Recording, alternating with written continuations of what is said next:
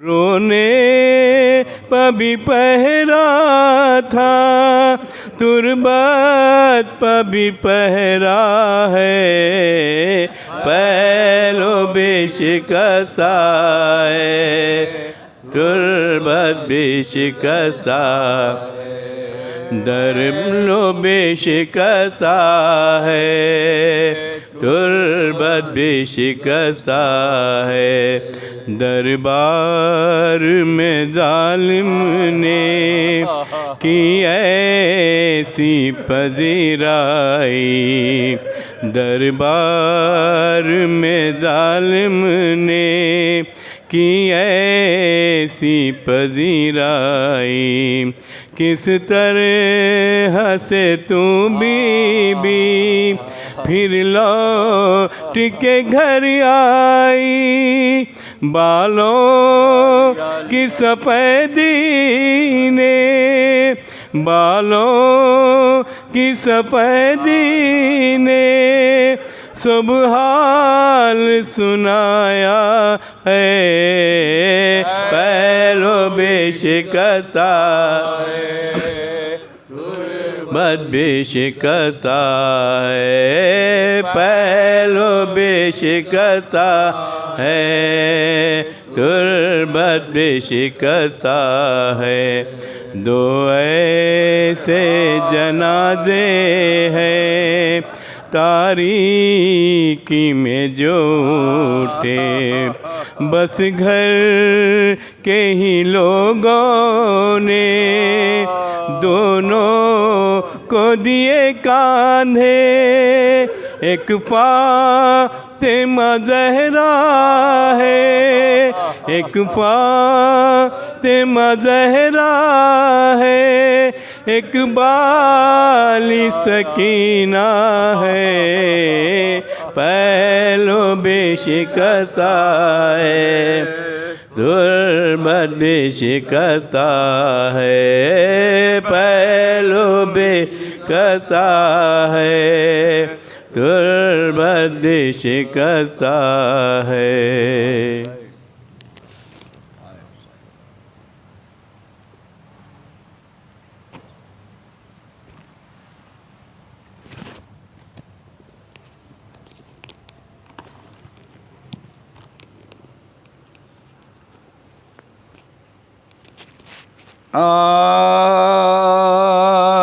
پیری میں آفت غم اولاد علامہ، دل اور زخم خنجر فولاد علامہ، وہ اضطراب خاطر ناشاد علامہ، وہ اشک سوزار و فریاد، وہ اشک سوزار و فریاد علامہ، بیٹا نہ ہو تو زیس کا پھر کیا مزہ رہا، جب گھر اجڑ گیا تو زمانے میں کیا رہا، جب گھر اجڑ گیا تو زمانے میں کیا رہا، پیارے نہ تھے حسین علیہ السلام کے، لائی حرم سرا میں بہن ہاتھ تھام کے، تھرا رہے تھے پاؤں شہ تشنہ کام کے، سردوش بتا زینبیا سردوش بتا زینبیا فرماتے تھے بہن علی اکبر گزر گئے، ہم ایسے سخت جاتے کہ اب تک نہ مر گئے، ہم ایسے سخت جاتے کہ اب تک نہ مر گئے،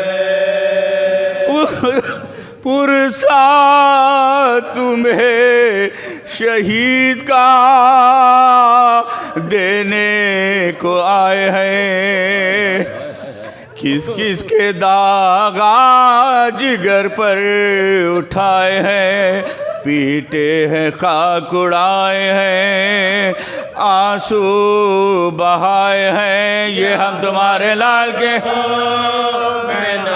یہ ہم تمہارے لال، یہ ہم تمہارے لال کے خون میں نہائے ہیں۔ سر تھا حسین بے کسو تنہا کی گود میں، بیٹے کی جان بیٹے کی جان نکلے باپ کے گود میں۔ یا مصطفیٰ بلا میں پھنسا ہے تمہارا لال، یا شیر ذوالجلال دکھاؤ انہیں جلال، یا فاطمہ میں لٹی ہوں بکھراؤ سر کے بال، یا رب الٹ دے آج ایسا، یا رب الٹ دے آج ایسا بس۔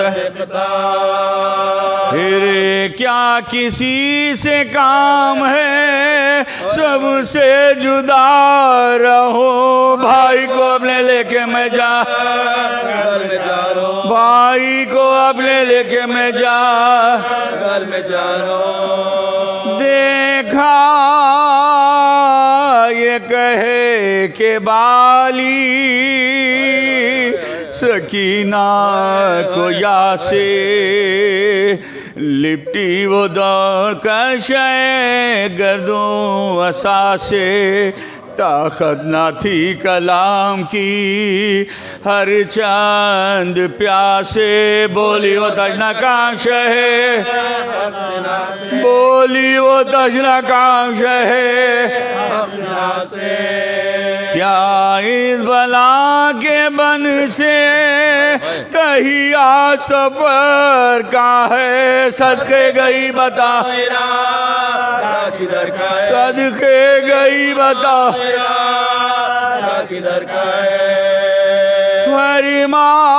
فرمایا شے نہا سفر ناگزیر ہے، آؤ گلے لگو کہ یہ صحبت اخیر ہے، اب آرزوئے قربے خدائے خدیر ہے، تنہا ہم سپاہ مخالف پذیر ہے، تنہا ہم سپاہ مخالف پذیر ہے۔ طے ہو یہ مرحلہ جو اعانت خدا کرے، جس کا نہ کوئی دوست بھی، جس کا نہ کوئی دوست بھی وہ کیا کرے، جانا ہے دور شب کو جو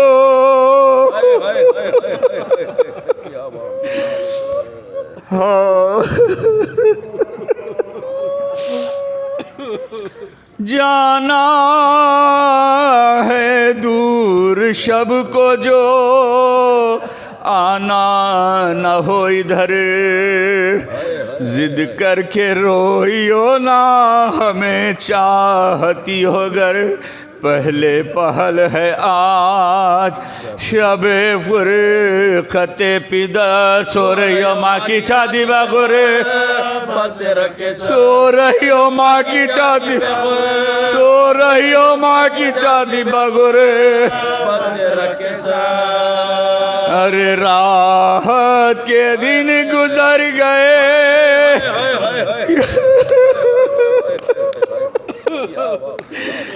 راحت کے دن گزر گئے، یہ فصل اور ہے، اب یوں بسر کرو،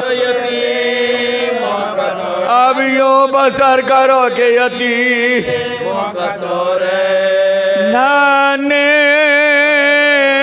سے ہاتھ جوڑ کے بولی وہ تشنکا، بتلائیے مجھے کہ یتیمی ہے کس کا نام، آنکھوں سے خون بہا کے یہ کہنے لگے امام کھل جائے گا یہ درد والا، کھل جائے گا یہ درد والا۔ ارے بی بی نہ پوچھو کچھ یہ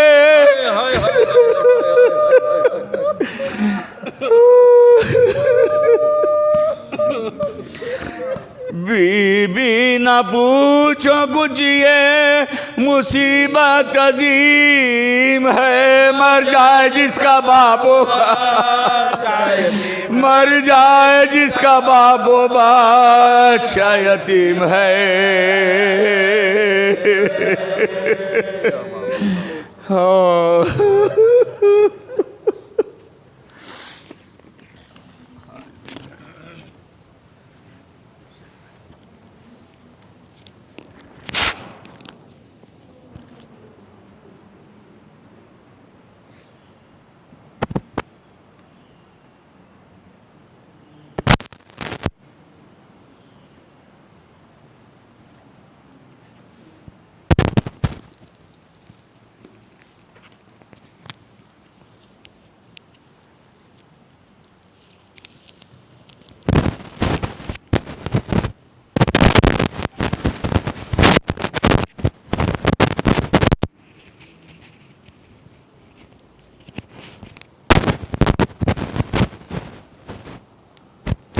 رحم اللہ من قرأ الفاتحہ۔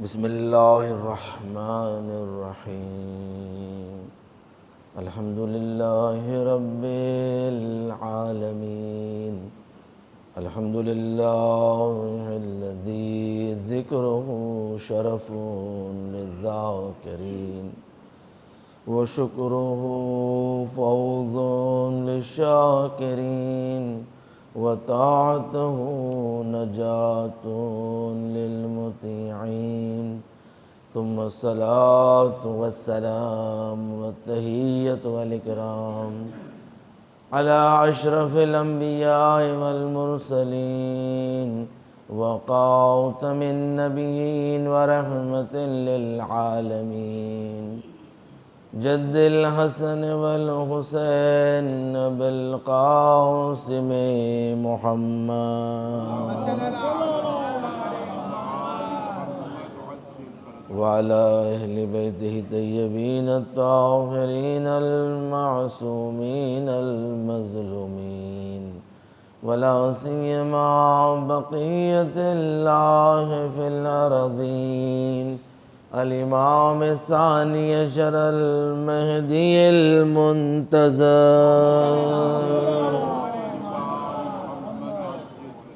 ولعنۃ اللہ علی اعدائہ اجمعین من العان الی قیام یوم الدین، اما بعد فقد قال اللہ تبارک وتعالی فی محکم کتاب المجید وفرقان الحمید وقولہ الحق، لقد خلقنا الانسان فی احسن تقویم۔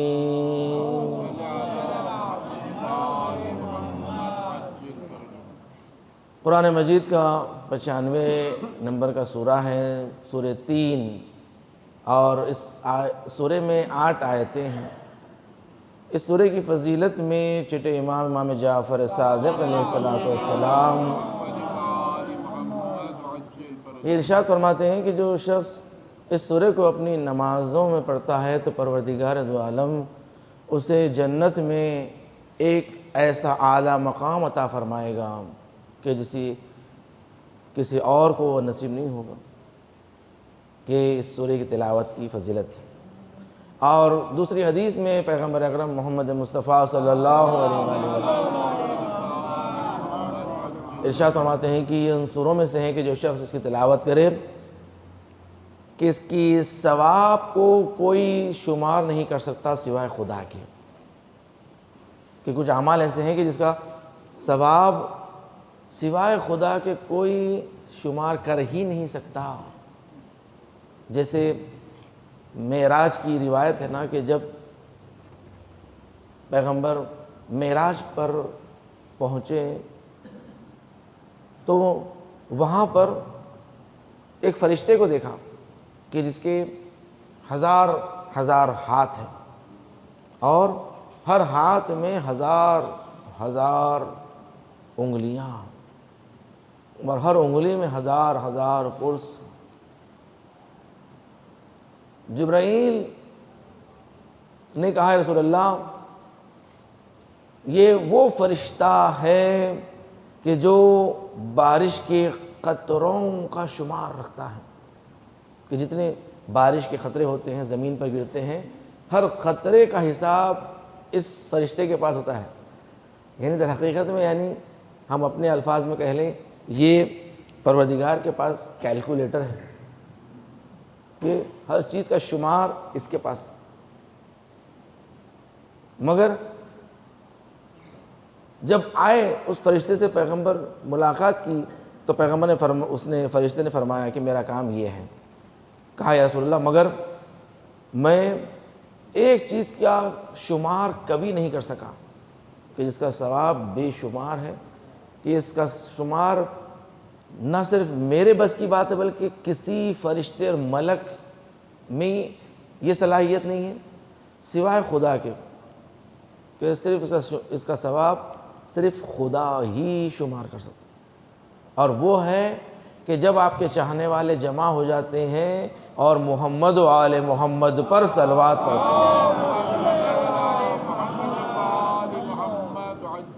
ہیں۔ دیکھیں کس قدر عظیم ثواب ہے کہ ذکر اہل بیت جب برپا ہوتا ہے تو اس کا ثواب سوائے خدا کے کوئی حساب اور شمار کر ہی نہیں سکتا، اتنا عظیم ثواب۔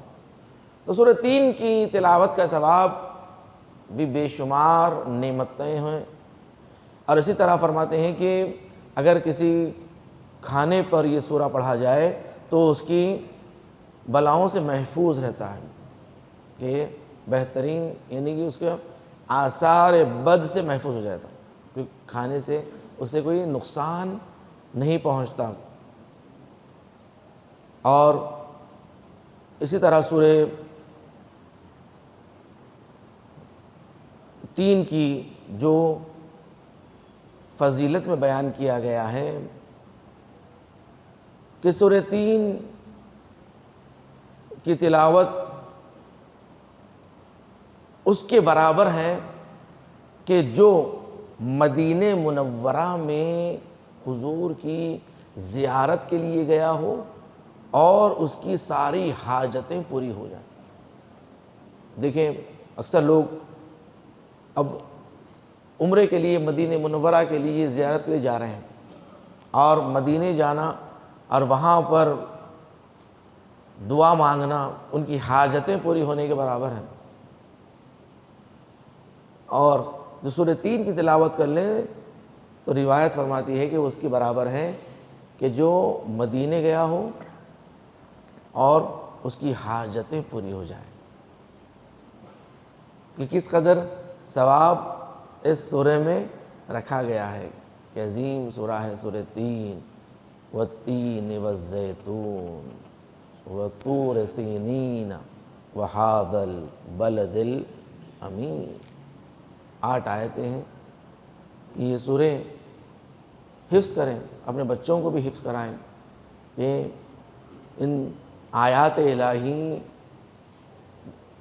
اللہ کا معجزہ ہے اور اللہ کے عظیم ترین معجزوں میں سے ہے انسان کی خلقت۔ لقد خلقنا الانسان فی احسن تقویم، کہ پروردگار نے کسی خلقت میں اگر اپنے آپ کو احسن کہا ہے اور کسی خلقت کو احسن کہا ہے تو وہ انسان ہے، کہ ہم نے انسان کو بہترین اور معتدل حالت میں خلق کیا ہے، کہ یہ کسی بھی خلقت میں یہ چیز موجود نہیں ہے جو انسان میں ہے۔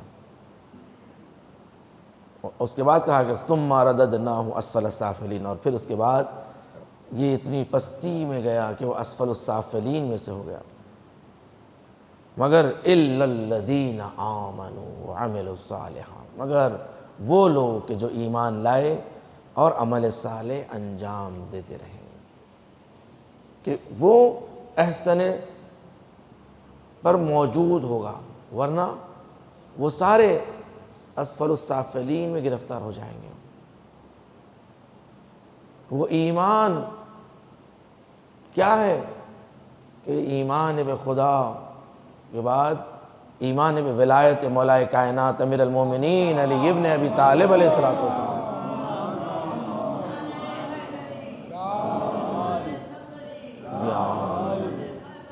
یا اللہم صلی علی محمد۔ یہ کس قدر اہمیت ہے، دیکھیں ایک شخص کہتا ہے کہ اپنے گھر واپس آ کر اپنی زوجہ کے سامنے کہتا ہے کہ آج پیغمبر نے ایک عجیب و غریب حدیث کہی۔ دیکھیں حدیث ہمیشہ انسان سمجھنے کی کوشش کریں، یا اگر نہیں سمجھتا ہے تو وہ پوچھے، سوال کریں، کبھی کسی حدیث کا مذاق نہ اڑائیں، نہ کسی حدیث کو تحقیر کریں۔ اس نے اپنی زوجہ سے کہا کہ آج عجیب و غریب حدیث حضور ارشاد فرما رہے تھے اور کہہ رہے تھے کہ جب بھی پانی پیو تو پانی دیکھ کر پیا کرو۔ کہا کہ عجیب بات ہے کہ پانی بھی کوئی دیکھ کے پینے کی چیز ہے۔ دیکھیں انسان، یہ شیطانی عقل ہوتی ہے نا، شیطانی دماغ، اس لیے بولتے ہیں اللہ، دیکھیے انسان کو اللہ نے جو دین کے دائرے میں محدود کیا ہے، اس میں دین کے ہم حدود میں محدود ہیں، ہم آزاد نہیں ہیں کہ جیسے چاہے زبان چلاتے جاؤ، جیسی چاہے اپنی فکر کو پرواز دیتے جاؤ۔ اللہ نے حد و حدود بنائے ہیں، ہر انسان اپنی حد میں رہے، اپنی حد کو پار نہ کریں، کہ جس کی جتنی حد ہو اتنا ہو، کہ اگر آپ کو نہیں سمجھ میں آ رہا اپنے دماغ، شیطان نے تو یہی کہا تھا نا کہ تو نے آدم کو مٹی سے خلق کیا ہے اور مجھے آگ سے۔ شیطان کے پاس بھی بہت علم تھا، اس کے پاس بھی بہت جوابان تھے، اس لیے کہتے ہیں کہ دیکھو ہر جگہ ہر کسی سے بحث نہیں کی جاتی، ہر کسی کے سامنے جواب نہیں دینا چاہیے۔ ہمیشہ یاد رکھو مقدسات کے سامنے جھک جاؤ، کبھی مقدسات کے مقابل میں کھڑے نہ ہونا، ورنہ انسان ٹوٹ جاتا ہے۔ شیطان ٹوٹ گیا، رجیم میں سے ہو گیا، رجیم میں سے ہو گیا، بارگاہ الہی سے مردود ہو گیا۔ مردود ہو جاتا ہے انسان اگر جو مقدسات کے مقابل میں کھڑا ہو جاتا ہے۔ یہ تاریخ گواہ ہے، یہ مثال، کیونکہ پروردگار کو ایک مثال دینا تھا، تا قیامت تک ایک ایگزامپل دینا تھا کہ دیکھو یاد رکھو، یاد رکھو، جہاں تمہیں جھکنا ہے، جس در پر جھکنا ہے اس در پر جھک جاؤ۔ شیطان نے یہی کہا پروردگار تو نے مجھے آگ سے خلق کیا ہے اور آدم کو مٹی سے، اور آگ مٹی سے افضل ہے۔ دیکھیے اس نے کہا اپنی زوجہ سے کہ عجیب و غریب حدیث پیغمبر کریں گے، پانی کو دیکھ کر پیا جائے۔ اور یہ شخص یہودی تھا، ابھی مسلمان نہیں ہوا تھا، اور وہ کہہ رہا، اس نے کہا ٹھیک ہے۔ رات میں وہ پانی کے لیے اٹھا، پیاس لگ رہی تھی، تو پانی کا اس نے پیالہ اٹھایا، اور جیسے پانی کا پیالہ اٹھایا اسے حدیث یاد آئی کہ پیغمبر نے فرمایا تھا کہ جب بھی پانی پیو تو دے کر پیا۔ وہ ہنسا، اور اس کے بعد اس نے کہا کہ چلو آج پیغمبر کی حدیث پہ میں عمل کر کے دیکھتا ہوں کہ پانی دیکھ کر پیتا ہوں. اب وہ جیسے ہی وہ پیالہ اٹھایا اور پانی پینے لگا اور دیکھا پانی میں، دیکھا کہ اس کے اندر بچھو بیٹھا ہوا ہے. جیسے دیکھا وہ فوری پھینک دیا پانی. کہا کہ واقعاً پیغمبر نے جو حدیث کہی آج میری جان بچ گئی. اگر آج میں اس حدیث پہ عمل نہ کرتا اور مذاق اڑا کے اگر پانی پی لیتا تو میری زندگی کا آخری پانی ہوتا. ختم.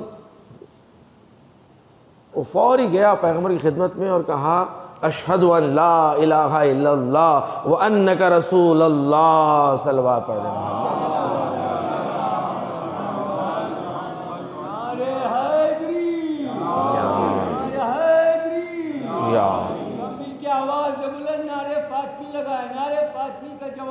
یا زہرا ہے نعرے فاطمی، نعرے فاطمی.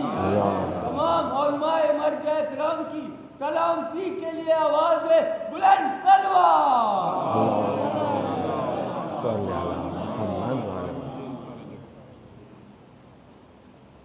ایک میگزین میں ایک واقعہ چھپا تھا کہ چائنا میں کچھ ڈاکٹرز اسلام قبول کرتے ہیں اور اس کی علت یہ بیان کرتے ہیں کہ ہم نے قرآن مجید میں ایسے معجزات دیکھے ہیں کہ جو آج دنیا علم و ترقی کے بعد اسے حاصل کر رہی ہے.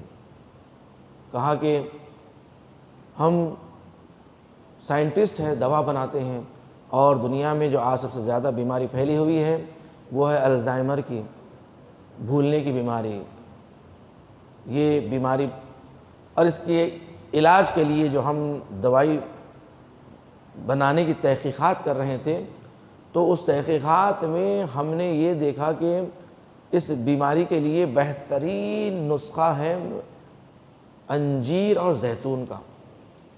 انجیر اور زیتون کا جو ماحصل ہوتا ہے وہ دوا، اس سے دوا بنتی ہے کہ، اور اس کے لیے جو فارمولہ ہے وہ یہ کہ 1 انجیر اور 7 عدد زیتون. اور دقیقاً ہم نے قرآن مجید میں انجیر کا ذکر 1 مرتبہ پایا ہے اور زیتون کا ذکر 7 مرتبہ پایا ہے. یعنی اللہ نے، دیکھیے اللہ کی حکمتیں، جو لفظ کا استعمال ہے وہ کتنی مرتبہ کرنا ہے اور اس کی کیا حکمتیں ہیں، وہ آج سائنس تحقیق کر رہی ہے. ورنہ ہمیں کیا اہمیت تھی کہ انجیر کو 1 مرتبہ کہا ہے. یعنی 3 یعنی انجیر، و 3 یعنی انجیر. زیتون تو زیتون ہی ہے، و 3 والزیتون. دیکھیے، اور یہ زیتون قرآن مجید میں اور بھی مقامات پر استعمال ہوا ہے، مگر انجیر آپ کو فقط 1 مرتبہ ملے گا قرآن میں. اور یاد رکھیے قرآن مجید میں جو الفاظ استعمال ہوئے ہیں اس میں حکمتیں پوشیدہ ہیں. اور اس لیے آج بھی اطباء کہتے ہیں کہ بہترین پھل ہے انجیر. انجیر بہترین پھل. کیا فوائد ہے اس کے، بے شمار فوائد ہیں انسان کے لیے. اور زیتون کی کس قدر اہمیت ہے. زیتون اہل بیت کس قدر تاکید کیا کرتے تھے. زیتون کھانے سے انسان کا دل نرم ہوتا ہے. زیتون کھانے سے انسان کا 40 دن تک اس کی عبادتیں قبول ہوتی ہیں اور اس کی زندگی میں خوشحالی آتی ہے. بہرحال بے شمار اس کے فوائد ہیں، روایات موجود ہیں.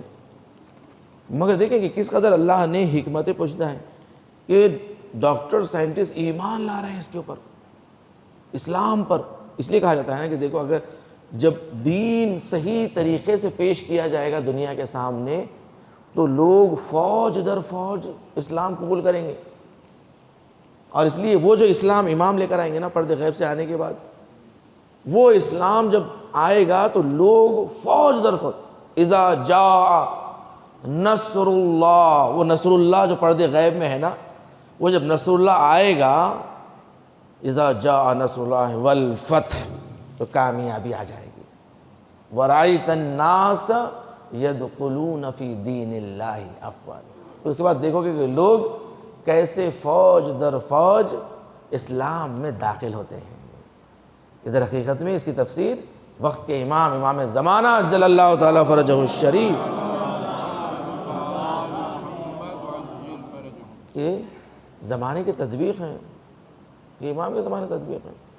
اور یہ امام کے زمانے ہی ہے نا کہ چین دنیا میں ملے راحت عقبیٰ مل جائے، یہ امام زمانہ کے ظہور کے بعد ہی ہوگا کہ جو انسان کو حقیقت میں چین ملے گا اور سکون ملے گا۔ اس لیے کہ اس زمانے میں کہاں چین کہاں ہے، سکون کہاں ہے؟ تھوڑا بہت چین اور سکون جو مل جاتا ہے وہ ذکر اعظام میں مل جاتا ہے۔ صلوات پڑھے محمد والے محمد کی بارگاہ میں۔ یہ ہے، اس قدر اہمیت ہے زان گرامی۔ آیت بہلول یہ ان علماء میں سے تھے کہ جو صاحب کرامات تھے اور صاحب معجزات۔ یہ حال ہی میں ان کا انتقال ہوا ہے اور ہم نے انہیں درک کیا ہے۔ یہ بارہا کبھی حرم سید الشہداء میں کربلا میں نظر آتے تھے، اور کبھی مشہد مقدس میں نظر آتے، کبھی خم میں نظر آتے تھے۔ یہ ان صاحب کرامات میں سے تھے کہ تحیہ الارض کیا کرتے تھے وہ، اور کبھی مدینے پہنچ جاتے۔ ایک مرتبہ ان کے انتقال سے پہلے انہوں نے ایک مصائب کا فقرہ بیان کیا تھا۔ دیکھیں کس قدر اہمیت ہے اہل بیت کے ذکر کی، کہ انسان صاحب کرامت جب ہی بنتا جب اہل بیت کے در سے وابستہ ہو جاتا ہے۔ انہوں نے کہا کہ میں جب چھوٹا تھا اور آیت اللہ بزرگ شیرازی جنہوں نے تمباکو کا فتویٰ دیا تھا وہ ایک مجلس میں موجود تھے، اور اس مجلس میں بیٹھے ہوئے تھے، میں بھی تھا اور بالکل بچہ تھا اس وقت، اور ایک ذاکر نے مصائب کا فقرہ پڑھا تھا۔ اس کے بعد آیت اللہ بزرگ شیرازی نے اپنے سر سے عمامہ اتار کر زمین پر پھینکا، اور اس کے بعد سے ذاکر سے کہا ذاکرہ بس اب اس کے آگے کچھ نہ پڑھنا، اس لیے کہ یہ مصائب رونے کے لیے تا قیامت تک کافی۔ یہ مصائب کا فقرہ دی کہ اس لیے کہتے ہیں نا مصائب کے لیے فقط تصور کافی ہے۔ سوچیں، تصور، اگر واقعاً انسان اس تصور کو اپنے اس حال میں لے کے چلا جائے نا تو انسان پھر زندگی بھر روتا رہے گا اس پر۔ اس لیے وقت کا امام خون کے آنسو روتا ہے، خون کے آنسو مصائب پر۔ تو ایک مرتبہ انہوں نے اس کے بعد کہا کہ ذاکر نے کیا پڑھا تھا، کیا بات اس نے پڑھی تھی کہ آیت اللہ بزرگ شیرازی نے اپنے سر سے عمامہ اتار دیا تھا۔ انہوں نے کہا کہ اس نے فقط ایک فقرہ کہا تھا، دخلت زینب علی ابن زیاد، زینب کو ابن زیاد کے دربار میں داخل کیا گیا۔ ہائے زینب کون؟ زینب علی کی بیٹی، زینب فاطمہ کی بیٹی، ہائے پردے دار بیٹیاں، زینب کہاں، ابن زیاد کہاں، ارے شرابی کا دربار، ہائے فاطمہ کی بیٹی، بے پردہ و چادر، ابن زیاد کا دربار۔ الا لعنت اللہ علی قوم الظالمین وسیعلم الذین ظلموا ایام منقلب ینقلبون۔ بار اللہ پروردگار ہم سے ذکر کو قبول فرما، ہمیں کوئی غم نہ دے سوائے غم اہل بیت کے۔ ہمیں جو بیمار علیل التماس سے دعا کہتے ہیں انہیں شفا کاملہ و عاجلہ عنایت فرما۔ دنیا میں جہاں جہاں مومنین و مومنات عزاداران شہزادی کونین ہیں پروردگار ان سب کی حفاظت فرما، پروردگار مقامات مقدسات کا تحفظ فرما، جنت البقیع کی تعمیر دیکھنا نصیب فرما، شام میں روضہ مقدس کی حفاظت فرما، مراجع اکرام کا سایہ ہمارے سروں پر قائم و دائم فرما۔ دشمنان اہل بیت، دشمنان اسلام، دشمنان مرجعیت، دشمنان تشیع اگر لائق ہدایت نہیں ہیں تو انہیں نیز تو نابود فرما، امام زمانہ کے ظہور میں تعجیل فرما، ہمیں امام کے ناصروں میں شمار فرما۔ آپ سے گزارش ہے ایک مرتبہ سورہ حمد 3 مرتبہ سورہ اخلاص کی تلاوت فرما کر الحاج و زوار آغا محمد حسین مرحوم ابن آغا محمد جواد کربلائی، عابد آغا کربلائی، وحید فاطمہ زوارہ مرحومہ بنت میر تقی حسین رضوی اور جملہ مرحومین مومنین مومنات کی ارواح کے لیے سال فرما دیں۔